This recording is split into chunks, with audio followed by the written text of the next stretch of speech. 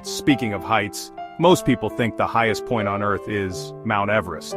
While Everest is the tallest mountain above sea level, the highest point from the center of the Earth is actually the peak of the Chimborazo volcano in Ecuador. This is because Earth's bulge at the equator makes Chimborazo summit the farthest point from the planet's core.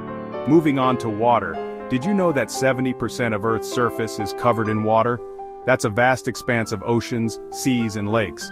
However, 97% of this water is salty and undrinkable. Only a tiny fraction, about 3%, is fresh water, and most of that is trapped in glaciers and ice caps. Speaking of oceans, did you know there's a massive amount of gold in Earth's oceans? It's estimated that there's enough gold dissolved in seawater to cover the entire planet in a thin golden layer. Imagine that.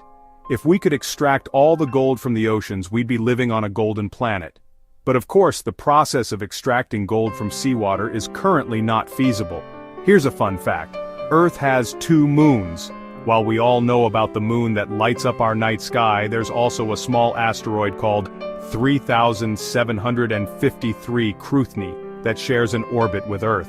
It's often referred to as Earth's second moon, although it doesn't orbit Earth in the same way our moon does.